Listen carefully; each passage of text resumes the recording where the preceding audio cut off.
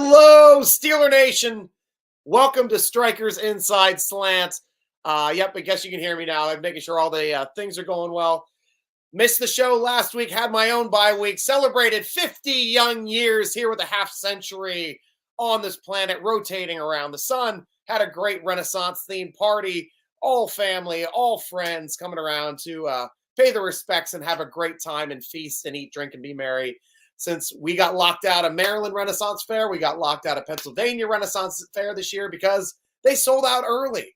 But today I am back. I am back on the biggest day for the NFL right now during the season, which is the trade deadline day, which happened at 4 o'clock Eastern time today. Steelers made 2 moves last day of trade, and they were the only trades we have made within season thus far.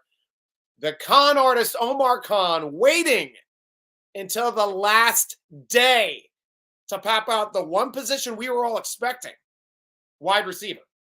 We knew we were getting a wide receiver, but we did not know we were getting an outside linebacker. That was an interesting move to me. I know we already have Moon as a backup. Highsmith returned healthy and was a game wrecker just before the break. Watt is all world. We're supposed to be getting Herbig back as well, working his way back in this week after that bye week as well. So we're going to kind of gauge how well he's doing. But out of nowhere, Preston Smith, now a Pittsburgh Steeler, no longer a Green Bay Packer, initially drafted by Washington. I know Mike Tomlin was big on him when he was with Washington. The guy is just a playmaker.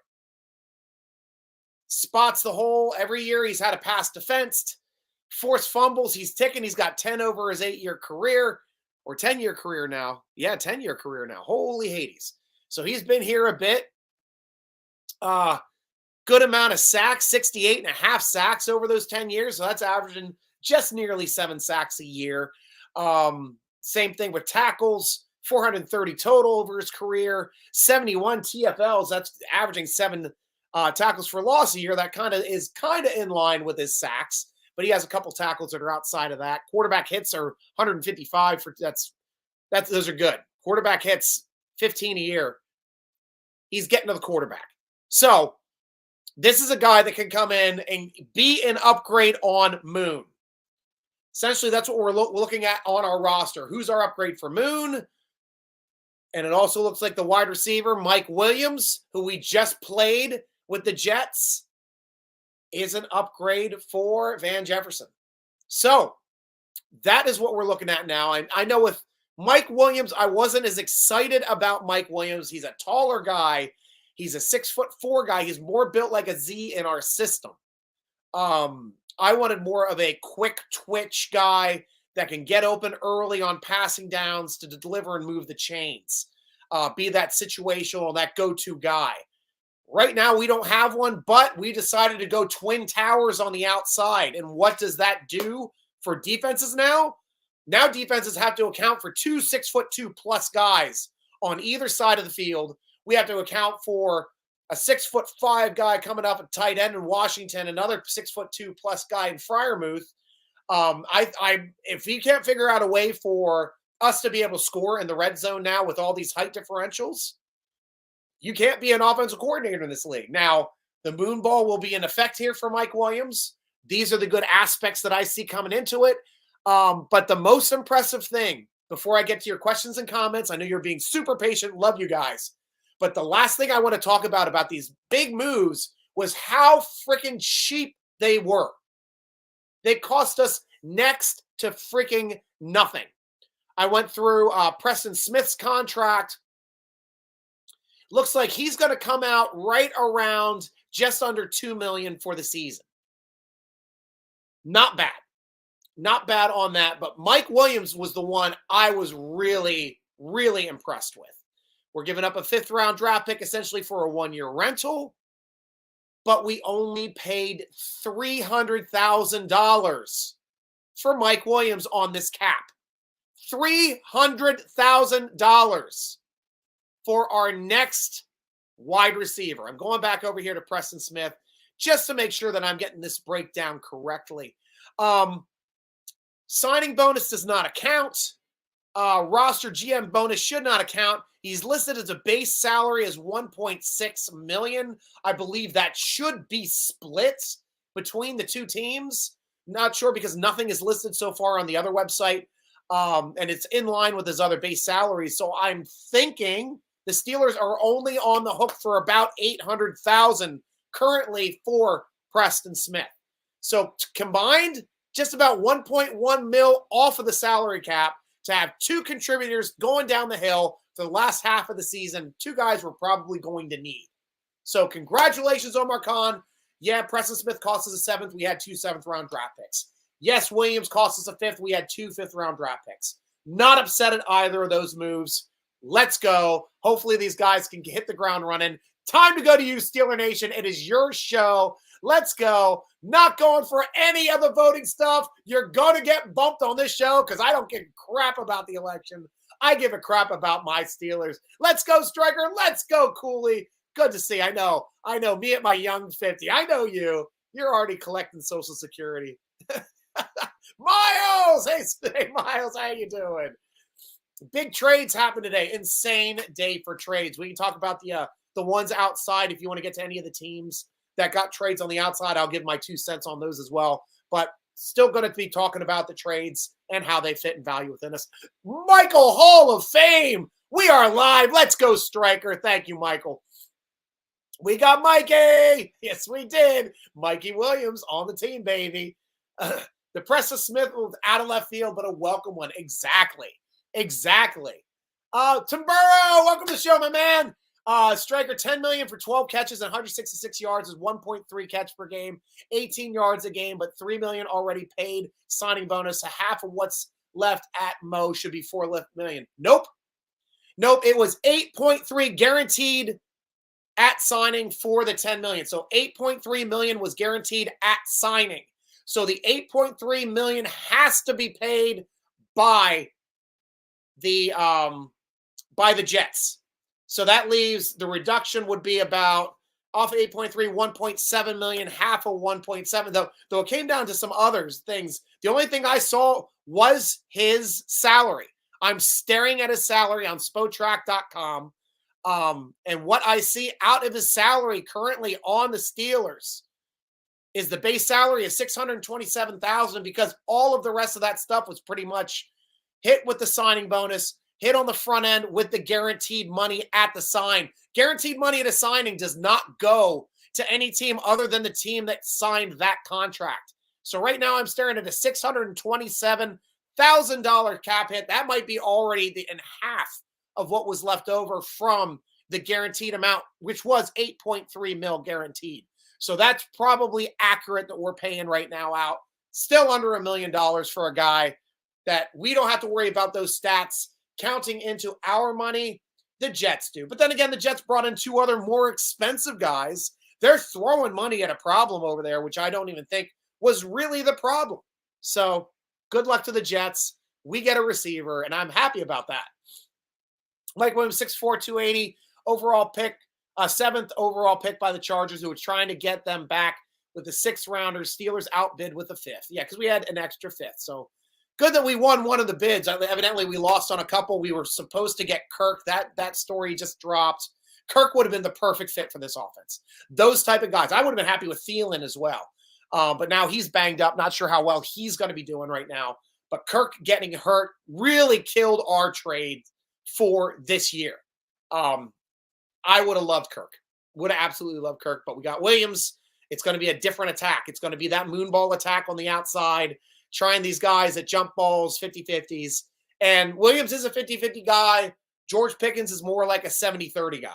So that's about it. I mean, technically, he's a 60-40 guy. I looked at his numbers of targets to receptions. If you're just going off of those numbers, I'm not sure if those are all 50-50 balls or wide open balls. But just going off of targets per receptions, he's a 60-40 guy. But having that height, he should be killing some of these corners because that is the advantage we're now going to have with everybody we play. We have the tallest corners in our division. Trice and Porter Jr. Those two guys, 6'2+ guys, they can jump with the guys that we have. Rest of our division doesn't. They don't have a plus 6'2" corners. We set up for that. They didn't. So this is going to be a mismatch now going against Cleveland twice, Cincy twice, and the Ravens, even though they have a good secondary, they do not have the height. Humphreys cannot jump with these guys. Absolutely can't, not on a moon ball. So I'm looking forward to seeing those. 218, not 2. Yeah, I know what you mean. We know no wide receiver is going to be 280. That's good. Jared, welcome to the show. I like the Williams pickup. Would have loved Slayton, but I'm not picky. They're loading up on size offensively. Am I the only one who notices that? Minus Austin at 5'7". That's a perfect observation. Also, Austin was picked before Omar Khan became general manager. He had a 1-year red shirt. Omar Khan, we've only had now for, is it just his first year now, or we had 2 years with Omar Khan? Trying to figure that out. You guys will help me out with that. But that's the way we're going. We're going bigger now. Cooley, adding edge rushers is always nice. Definitely. And that's a big, I didn't really think we had to upgrade with Moon, but now we have an extra guy.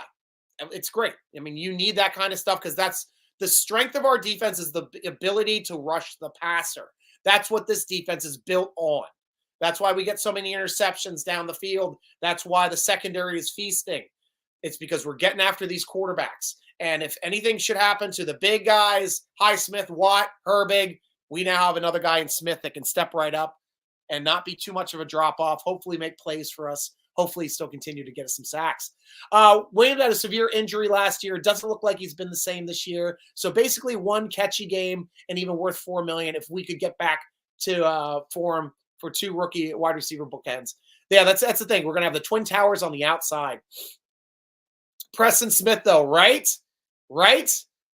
Wide receiver get by Omar was the 11th tower, and we just got a one catch per game guy, but at least we got something, and I think his height is tall as Mapletron and Martavis Bryant. Yeah, that 6'4" is big, and he is a good receiver. Tell you the truth, I haven't watched enough Jets footage to see how he was used other than his dropped the play that was interception, which was an excellent play by the defender. I still don't know why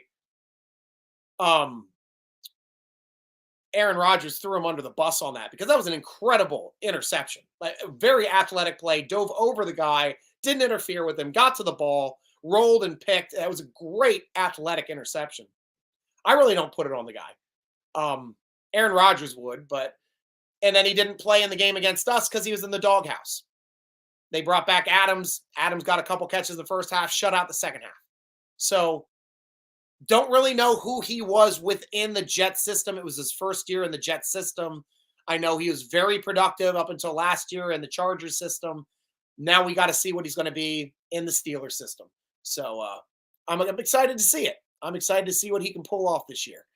Yeah, because that was it. That was just his. There's his stats. But I like his stats. I mean, 2,000-yard seasons. Most recent would have been 2021. In 2022, he nearly had 900 yards. He had 895. 9 touchdowns in 2021 was his last highest. 10 touchdowns in 2018 was a long time ago. So not a whole lot of touchdown productivity since 2021. 4 in 2022. 1 last year. None yet this year. But we've got a lot more towers on this team, so hopefully he will be getting open. Not much of a rusher as well. Totes the rock. He did it 7 times in his second year, and only once in 3 other seasons did he get another carry.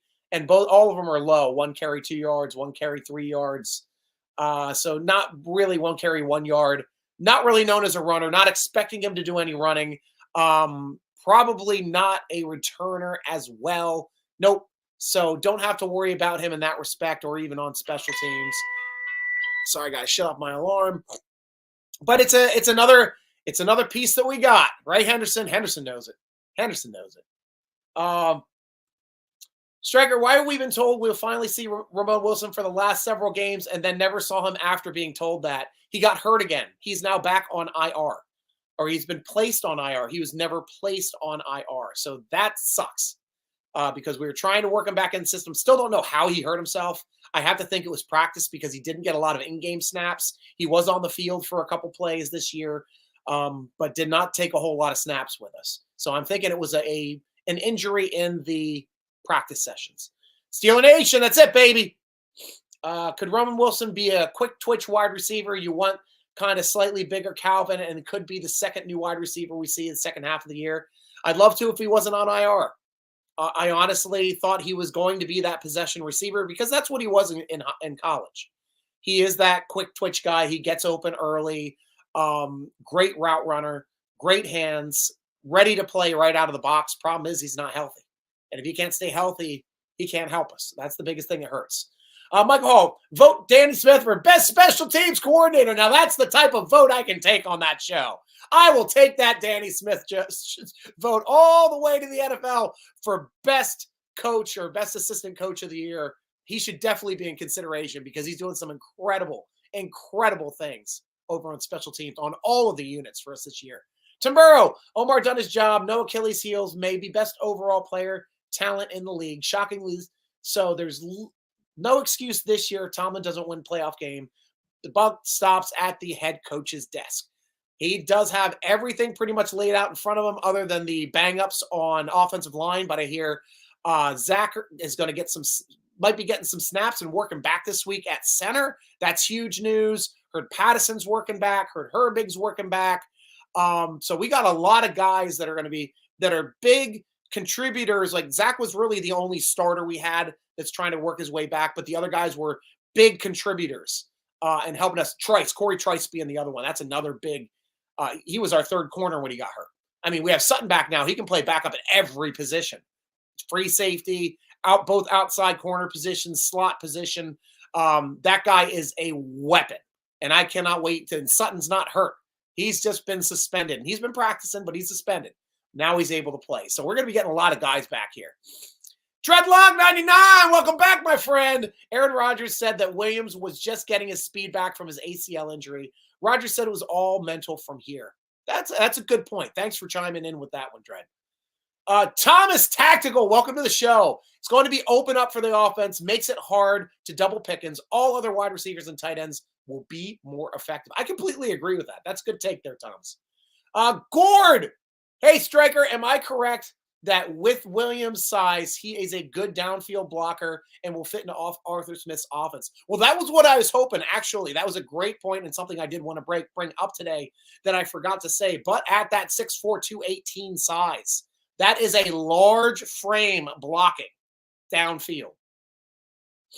Now, if he shows he's the willingness to block downfield, get big blocks, work, and bang on the inside on the running game, then he will get a lot of snaps in this Smith offense. Because that's sometimes George has to be kind of ramped up into doing it.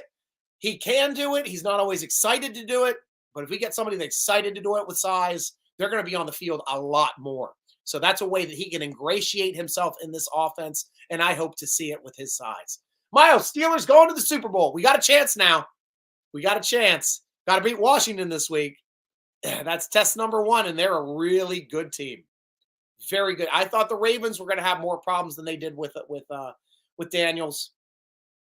They ended up doing very well, but I do like it when the Steelers have 2 weeks to prepare for a rookie quarterback. I like those chances.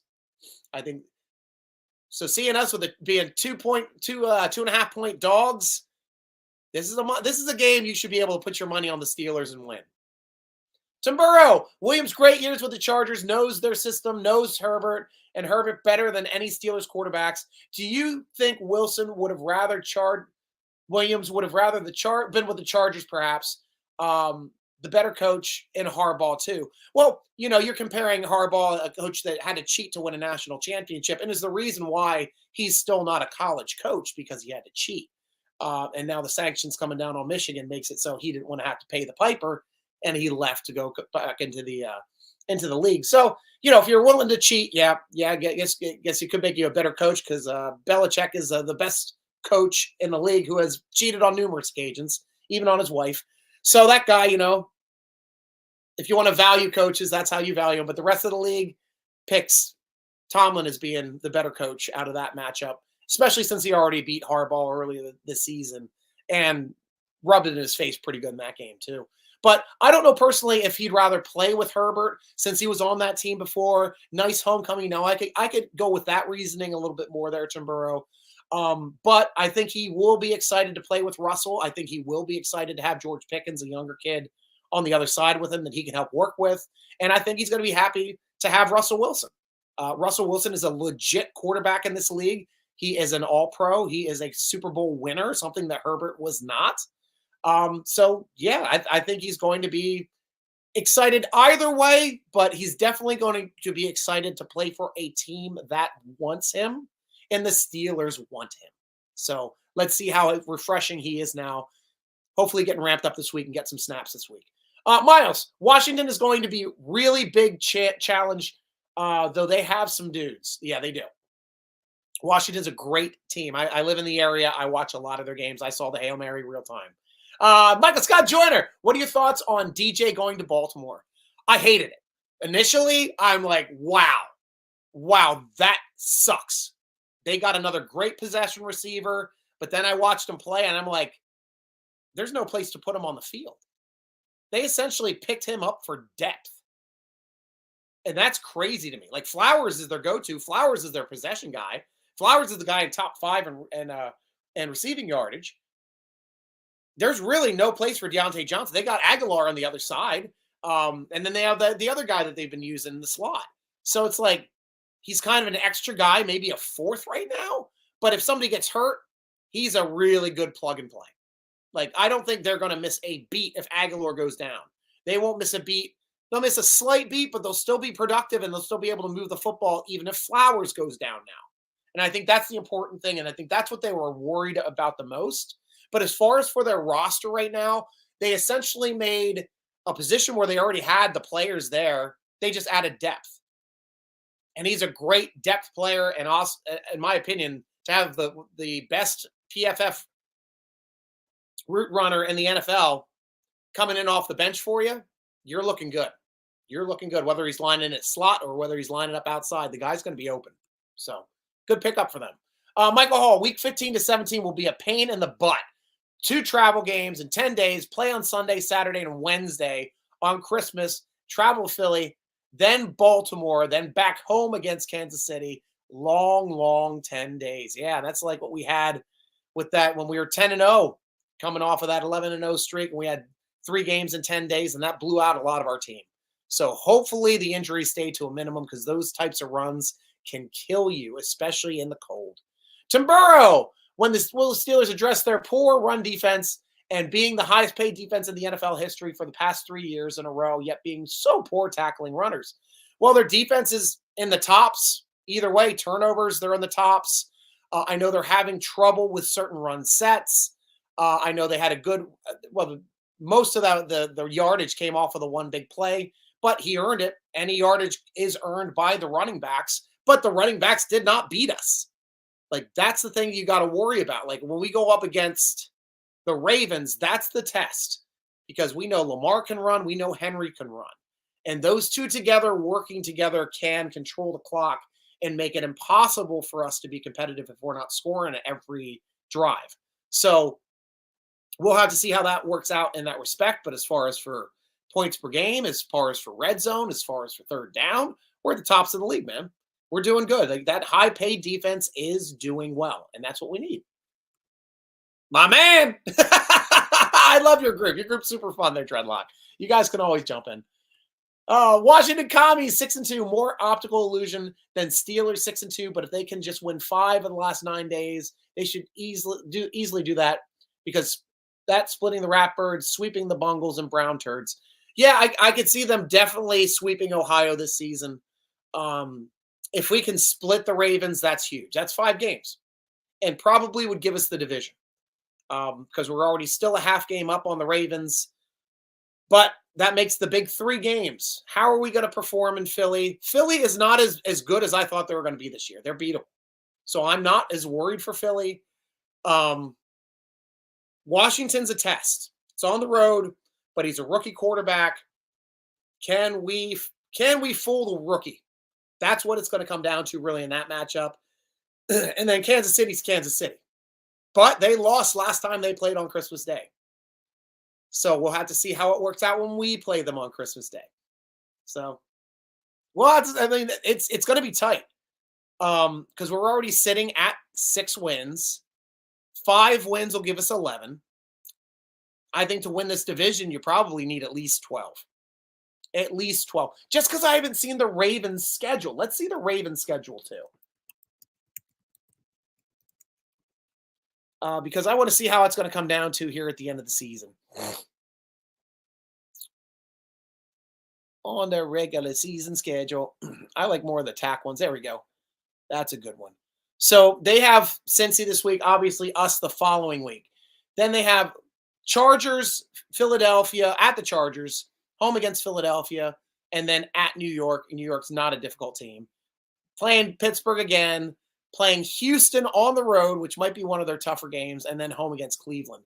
So looking at their schedule, they've got a much easier schedule than we do. I only see, 2 real, other than playing us twice, Philadelphia and Houston are their toughest games. Chargers can be competitive. But this is we're talking about a freaking Ravens team that's already lost to Vegas, that's already lost to Cleveland. I don't know who they are really in that respect when it comes to playing divisional opponents, which tend to be closer games, especially that Cincinnati game. That was a 41-38 overtime win that they figured out a way to gut out. But, they're not playing against our division well. They blew out Buffalo. That's probably their strongest game of the year. Tight game against Dallas, just like we had. They just came out on the positive end than we did. Tampa Bay, I thought they controlled pretty well, and they killed Denver. Absolutely killed Denver. So who are they? Are they starting to get into stride? Are they starting to do well? I don't know. Henry's been knocking off 100-yard games, and even the games, looks like the ones that he lost were like 2 of the games that he did not get 100 yards. Cleveland held him to 73. And Vegas held him to 84. Don't know what he got in the first game, but Jackson had 122 and outrushed him. So as long as he's not getting over 100, if we can keep Henry under 100, we got a good shot at beating that team. I'll tell you that. 11 win doesn't guarantee playoffs, but makes them probable. And when the real season begins, doesn't matter what the regular season record is otherwise. Yeah. And I think 11 will be what it will take this year for the AFC to make it to the playoffs. Whether it comes down to tie breaks or not, I know we have a couple quality wins against some good teams that may come down to tie breaks. Chargers being a big one, Denver being a big one now, especially since Denver's doing well. But yeah, it's not a given this year. You're right.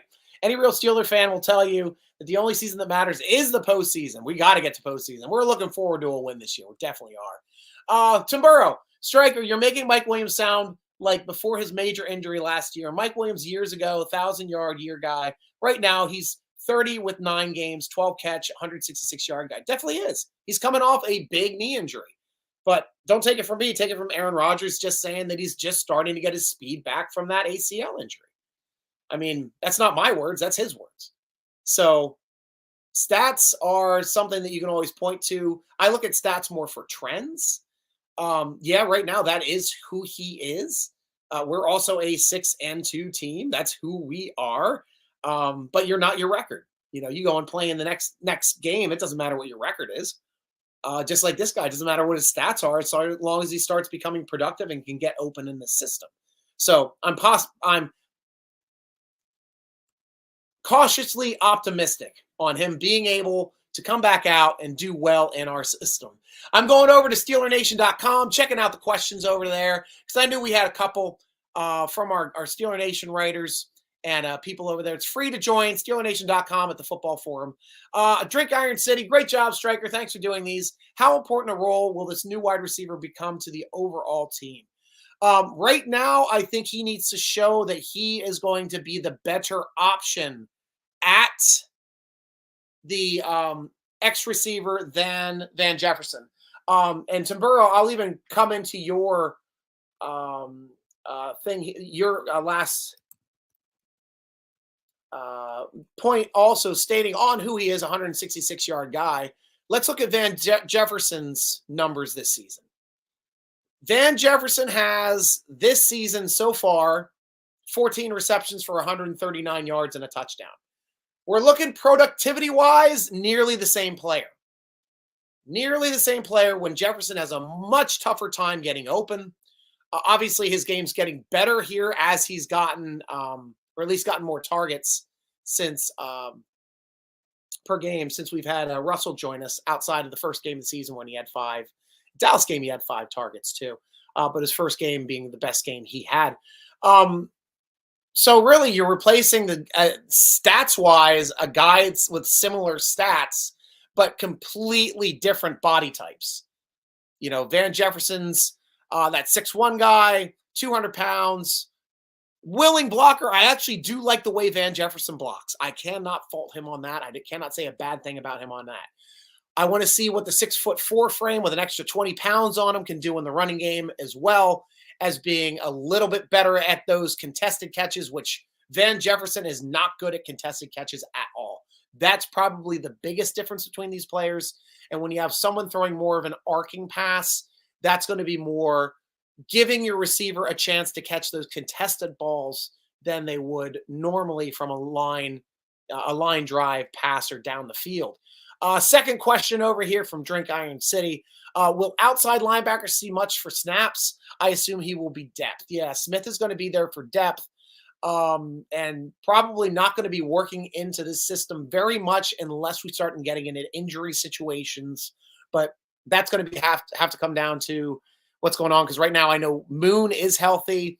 We really didn't have a fourth option anyway while Herbig has still been banged up.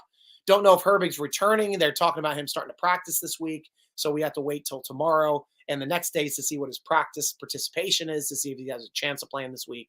But that's what we're looking at least with those guys having a chance to get back in and play.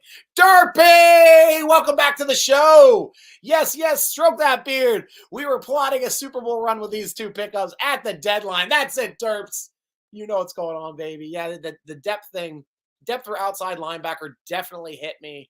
I was very surprised about it, but happy about it too, because we're making a strength stronger, and especially when the defense runs through the pressure that we can create on the quarterback. That's when we start making plays. That's when we start getting extra possessions off of these interceptions. Quarterbacks hanging on the ball too long, putting balls on the ground. At seeing TJ with the strip sacks again. I mean, the guy is just brilliant to watch.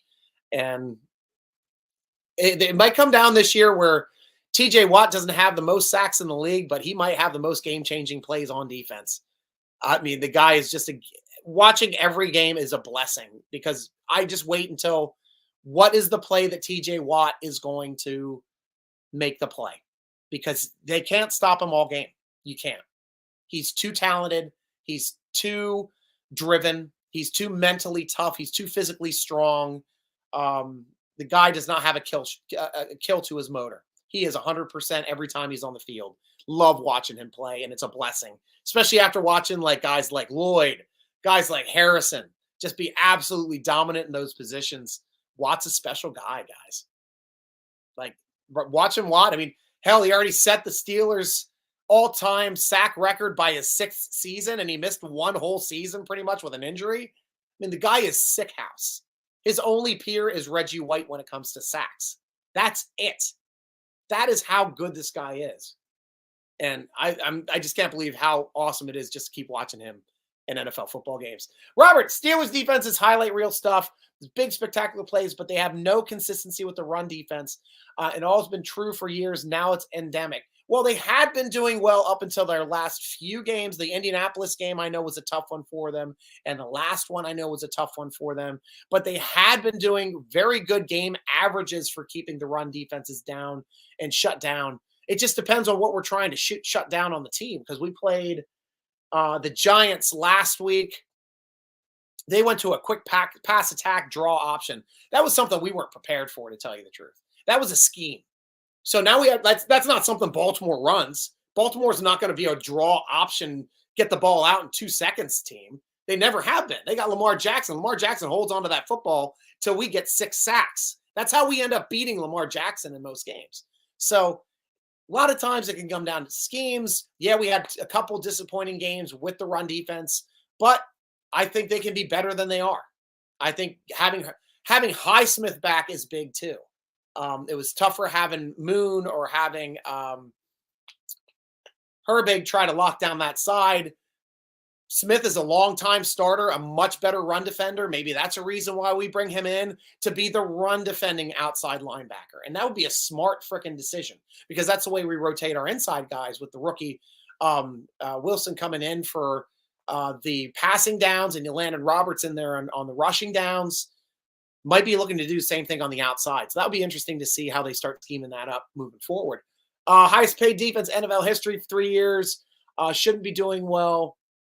One of the top 2 Ds overall and should be ranked in the top 2, top 5 in every category, but they're not. But they are in the ones that matter. Points per game. Look at points per game, man. Look at turnovers. That's the new league, man. You're not when everything used to be based on yardage. Teams can get yardage and not score points now.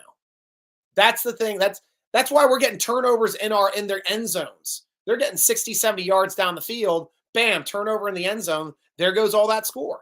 Bam, blocked kick. There goes all that yardage for nothing. Yardage doesn't mean crap at all anymore. Comes down to performance in the red zone, third down conversions, and points per game. And that is what we are doing awesome at in all 3. So those are the ones you need to worry about. Yardage doesn't mean crap. Absolutely doesn't. Derps, Steelers struggle on third down more than struggle on the run. Rob, I think this defense is solid this year. They've been actually doing very well on third down. So really excited for the way that they're still progressing this season. And now they're getting everybody back and healthy again too. So that's really nice to see. Typo should be overall Steelers defense does have it. Yeah, I know what you're trying to say. Yeah, no, it's a simple mishit on or a mistype. I'm never harshing you on that. And usually I pick it up as I'm reading it and figure it out. Guys, that's pretty much all the questions we have. More of a quicker show tonight. Brian Davis here chiming in. See what you got to say. Going to be interesting to see how they manage this new salary for a new defensive end big contract. Yeah, he is under contract, I believe, for the next 2 seasons. Let me see what they have him at. Where did I have him? I had him over here in this window. Give me 1 second, please. So he is signed through 2026. He does have a $12 million base salary in 2025, a $12 million base salary in 2026. Also roster bonuses right around $1 million for each year as well. So we're looking about 13 to 13.5 million for the next 2 years, which is high. For a backup, it doesn't make sense. We're already paying Herbig. We're already paying Highsmith. We're already paying Watt. You should not pay a backup 12 mil unless they're planning on using them on the defensive line where like Okunjobi is. Like that would be something else. Or coming in and helping out where Highsmith might be. Or Hayward if he gets hurt. But at that price, Steelers are not going to pay that. This is essentially a rental because if the Steelers get rid of him at the offseason, it is $0 moving forward. None of those contract numbers matter. None of it even does anything. So they still may even try to retain him. This is a textbook also. If they like the guy, we've got to restructure your contract. We're not paying you $12 million to back up. We got a talented defense. We want you to be a part of this. Do you want to be part of this? If you do, take the pay cut. If not, good luck in free agency. That's what I believe is going to come down to Tim Burrow. But that is a good point to see what the salary was moving forward and what they could kind of expect to get for that as well. Brian Davis. Sorry, Brian. Thanks a lot. And good to see you too, Brian. It's been a while. I'm glad to have my Facebook peeps back up here.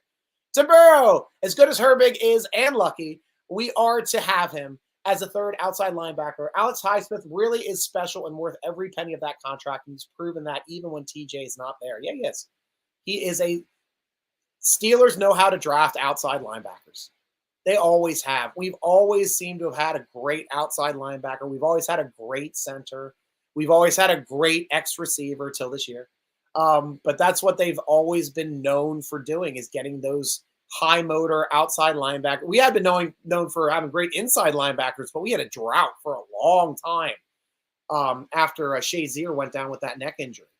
It took us a very, very long time. We thought we had it back in Bush. We had a great year and a half out of Bush. And, outside of that, it's been a lot of ups and downs until this past 2 years. Yeah, under Khan, rebuilding that entire inside linebacker position that was absolutely doing a fantastic job. And those are the guys that need to be making the plays. A big part of the run game, too, is I think Queen is underperforming in the run game. I want to see him hitting that hole hard like Landon Roberts does. Because Landon Roberts plays downhill when he's in there. It doesn't seem like Queen's playing downhill. When I've seen him do it plenty over in Baltimore. So I know he's capable. Derps, I can't wait to see that Cam Sutton. I know, really? And this is the tough thing because 4 weeks ago, I'm like, guys, it doesn't matter. Wait till we get Cam Sutton back at the break. Doesn't matter who our slot corner is. We'll have Cam Sutton back at the break. He's an awesome slot corner. He's a great outside corner. He's a very good free safety, nickel safety. He's going to be probably our nickel or dime safety coming in for the extra safeties. He'll be on the field over top anybody else now. But how can you take Beanie Bishop off the field? Guy just got Rookie of the Month. Just had 3 interceptions in 2 games. Starting to come into his own. Starting to play in the backfield now. Like starting to look like a mini Mighty Mouse. Old freaking Hilton. Freaking Hilton was awesome at that in the backfield. Now he's getting in the backfield, making tackles in the backfield. How do you take him off the field? I don't know if he can. I really don't.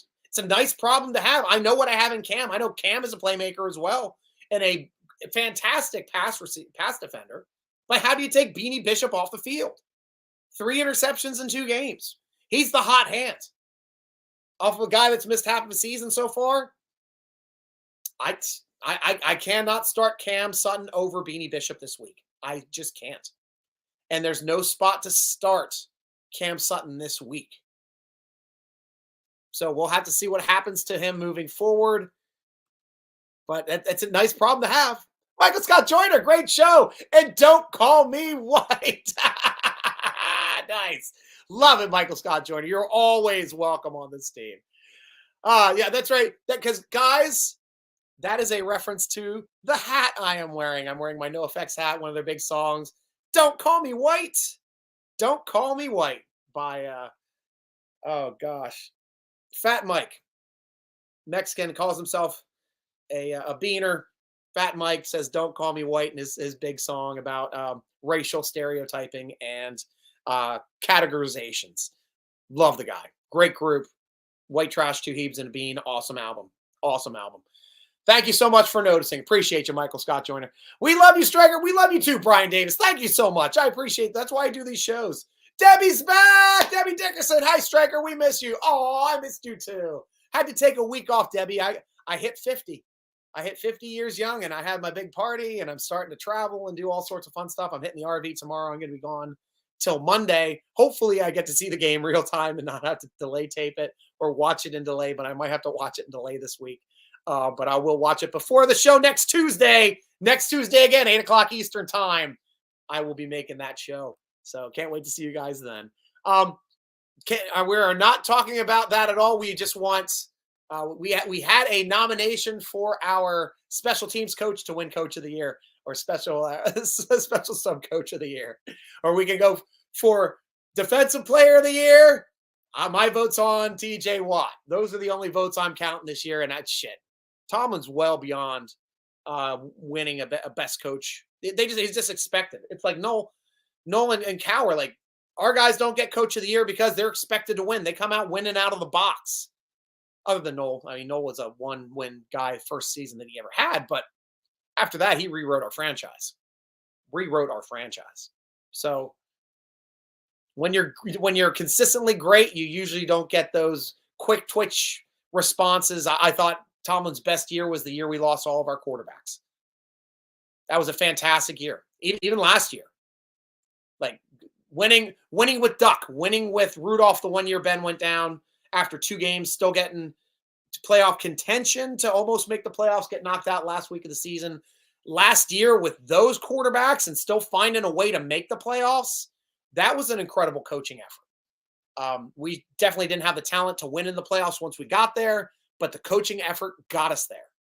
And that is the stuff to me that I think it makes for a coach of the year, doing things in difficult times, not taking a franchise that was bad the year before and making them good the next year, whether or not you were there, really has nothing to do with you.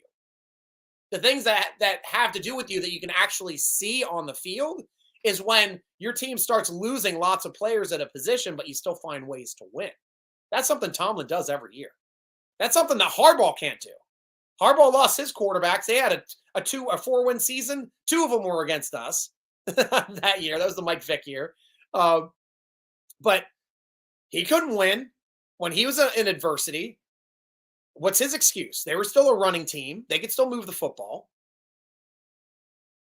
Tomlin doesn't have excuses. Tomlin just wants to win. That's why I like him. Brian Davis, so glad Cam is back. Mr. Reliable, can play every position in this secondary. Absolutely. For a second, I thought you said Cam. I thought you meant Cam Hayward, because I just want to note how good he is playing now at right defensive tackle again. He is tops in the league in PFF. He is destroying people on that spot. You have to double Cam Hayward now too. Like, that is the stuff I am really enjoying watching in my rewatches. Seeing Cam feast, seeing him bust through the line, getting pressures. This is stuff that other teams aren't expecting. They aren't expecting the defensive line in a 3-4 set to get pressures. And we have 3 guys that can get pressures. Cam gets them consistently. You're getting our young nose, Bentley Benson, coming up the middle, hitting hard, getting his plays in. And then you have Okunjobi, who's getting a sack or 2 so far this season. The defensive line is playing really well. They just need to clog those holes a bit more for our linebackers to play downhill and start getting this running game to the point where Tamburo can be happy about it and me be happy about it as well. Beanie should be the Jaden Spy. Oh, that's an interesting call. Yeah, because we probably do have to spy Jaden in some way, shape, or form. But generally, when you're spying another team that has a really good mobile quarterback, you don't do it with one guy. One guy tips it off. So you have to fake it. You have to send that guy in on a blitz once, and maybe the spy's on the other side, being the inside linebacker, or being TJ Watt spying on the other side, forcing the blitz in his direction. Like, that's the kind of stuff you got to do to a Lamar Jackson. But as we've seen with Lamar Jackson, the MO, how do you beat Lamar Jackson? Keep him in the pocket, collapse that pocket, put him on the ground. That's how you win. Force him to beat him with his arm. Force him to beat us with his arm, and he can't. He is not good against us when we force him to beat us with his arm. He can beat us with his legs, which is why we said, you're not running. We're going to stay back. We're going to stay on the line. We're going to keep you there. We're going to hedge in, tighten it up, and we're going to collapse it. And our secondary is good enough to cover for 5 seconds. So they're going to be tough matchups, but we got to worry about Washington this week. That's the big one. Davis, I think he fills in with Edmonds and KZ. Oh, who that are you talking about? Sutton. Sutton could play free safety. Edmonds is a strong safety and is a strong safety only. KZ can play both, which is great. You love having that kind of depth. And KZ is a good nickel dime safety as well, because we have our other freaking safety out there too that's playing really well this year. Man, why am I dropping names? Happy birthday! Hit 50 on Sunday. Yeah, Michael Scott Joyner. Here we go. 74 in the house. We were alive for all the Super Bowls. That's it, Michael Scott Joyner. It's our year. I need a 50th anniversary Super Bowl jersey for one of the players. Maybe I'll get Watt this year. Yeah, there's no 69 out there, so not getting I had my chance at Dotson. He's not on the team.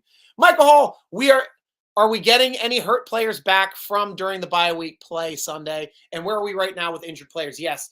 Tomlin did mention a bunch of players. I'm going to actually bring up Brooke Pryor's Twitter, because she was the one that tweeted out all of the players that were coming back, and I read it off there. I know one was Corey Trice. One was Patterson. Patterson was almost back last game, so I expect Patterson to be back. Herbig is also supposed to be working his way right here back into the play, which is great. Yeah, there she's talking about the wide receivers. Yeah, there's a lot of news today. She's doing her work today. Um, there it is. Corey Trice Jr., Cordell Patterson, which you talked about. Nick Herbig, we talked about. Zach Frazier, I talked about at the top of the show as well. They're talking about him working his way back. That's the only starter, but these other three guys, big position guys, and Tyler Matakevich, who's a huge special teams player. Huge special teams player.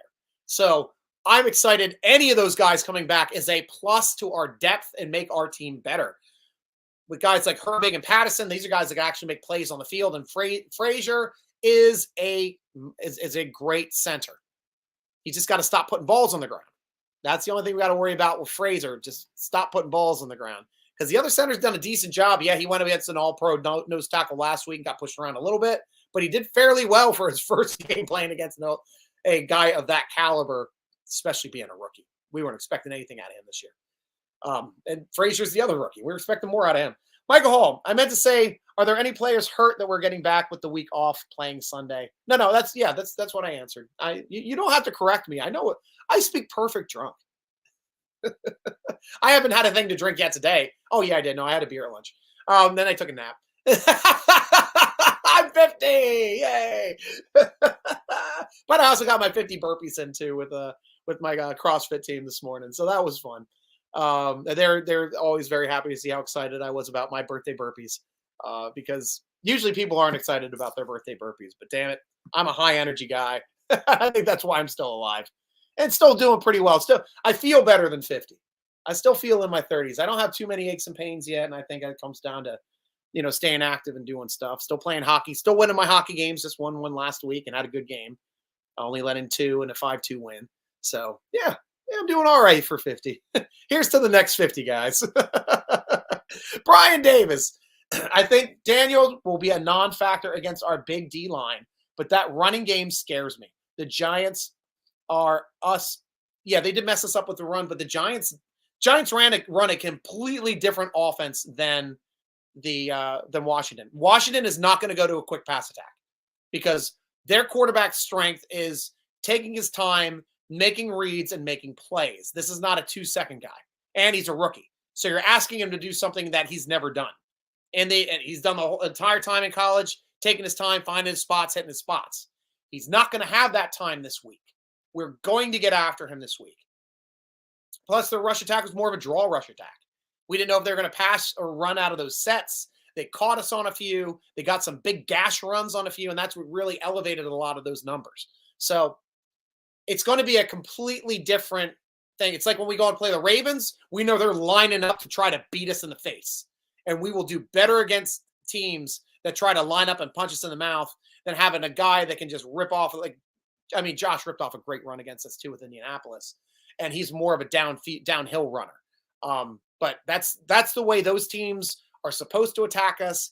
And we're kind of built to stop that type of attack more so than a finesse rushing game, a counter, or a draw running game, running out of passing sets is the stuff we're just not ready to handle, because as soon as they get in passing sets, we're ready to rush the passer because that's what we do best.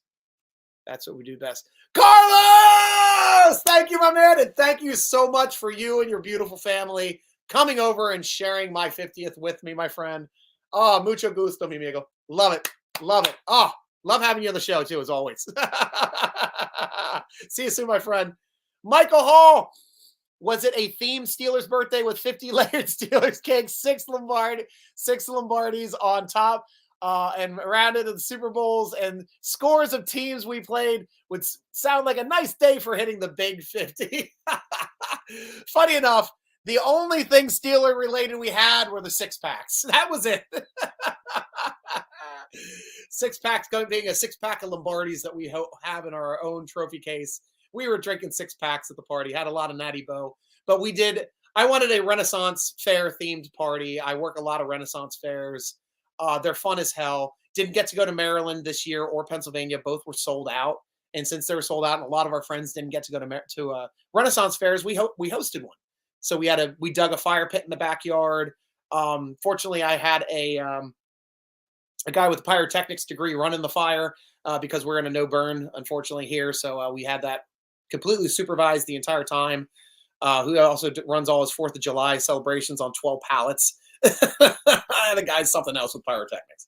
But super cool stuff. We had that. We had axe throw, knife throw. We had a bow and arrow. They set up some games on the other side for the kid. I have a castle moon bounce they jumped in. I got an inflatable axe throw they played in. We had food in the garage. We had drinks under the porch.